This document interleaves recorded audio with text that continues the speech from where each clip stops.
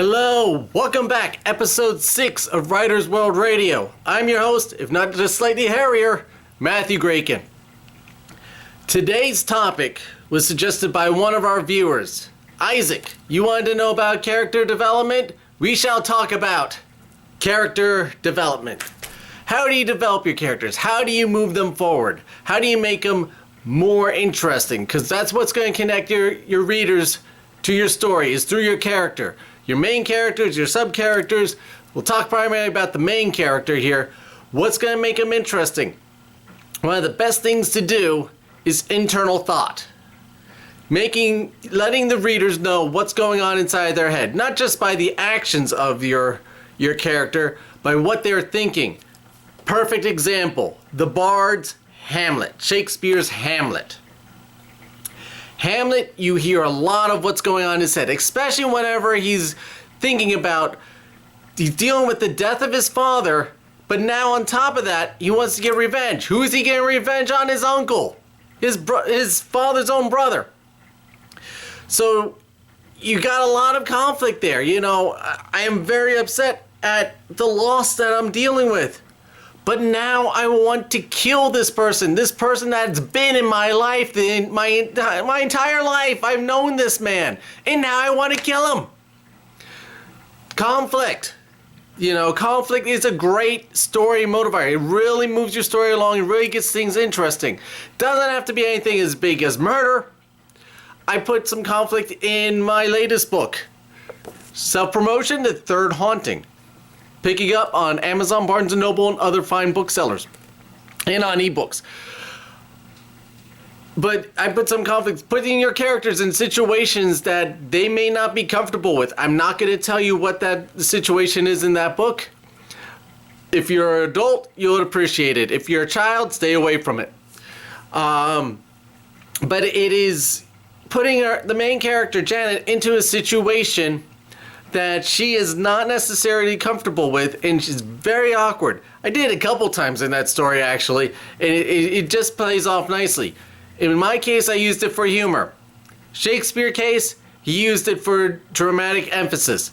I mean, Hamlet is an excellent character study of how to develop a character through a story. First, you start off, he's in love, he's got this wonderful life, and as things progress, as the story moves along, he goes from in love to telling his girlfriend that she needs to go to a nunnery because she has questionable values. And speaking of questionable values, he wants to kill someone now. He didn't start off that way. I mean, yeah, you kill someone in battle, but not to the point that he's killing his own family member, someone of his own blood. So, you know, you got a lot of things going on there. You know, so internal dialogue, fantastic way. And, you know, having them, you know, ponder out situations, question about why am I doing this? Why shouldn't I be doing this? You know, putting them in a situation that is a little awkward and letting them talk through it really gets your readers to connect with that character. So, fantastic. That's a fantastic way of developing your characters. Another good one coming out today in movies, or I'm recording this today on Friday, 2015. In November, it is Hunger Games Part 2 of the Mockingjay. But you got the book. That's how this is all related. You got Mockingjay, the book of Hunger Games. Katniss, how she evolves through that series. She goes from this innocent little girl in this town of, you know, lackluster people to, you know, she's just shopping. She goes in, self-sacrifices herself for her sister to the point that, if you haven't read the book, I'm so sorry that this is a spoiler. She's leading a revolution. So, she's part of it, and it's focused around her actions. And then you got a lot of her thoughts about it. Why am I the symbol of this revolution? What did I do? So you have that throughout the series, through the 3 books. So that's another fantastic character development. Whether you like the series or not, it is a good case study of character development. So you got The Hunger Games, you got Hamlet, you got my book, The Third Haunting. Again, in the series, you're developing a character. That's why I like working with series. It gives you more time to build up a character. If you're just writing one book, you're a little more condensed, but it still works great. Shakespeare, again, does that many times between Macbeth through Hamlet. A lot of his tragedies are great examples. Henry V. Wonderful studies on character development. Again, you got a lot of internal thought. You're putting characters in situations that they're not used to, aren't normal to them. So that is how you're going to develop your character. How does this character move?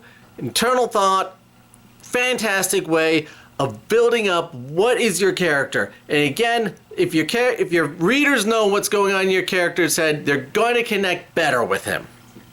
Isaac, I hope this helped. Everyone else, I hope you enjoyed this. Again, thank you very much for spending your time with me. I hope these videos have been very helpful to you. I enjoy bringing them to you every other week. If you have any suggestions on topics, please leave them in the comments below. Hit me up. I'm on social media. You can find me at Facebook, facebook.com/MatthewJGracon. Or you can even find me on Twitter at MatthewJGracon.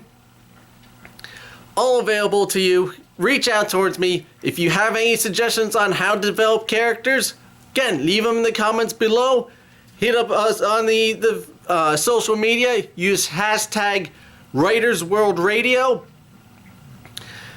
And this is how we'll keep the conversation going. That's what these videos are all about. So again, thank you very much. I know your time is valuable and I appreciate every minute that you spend with us.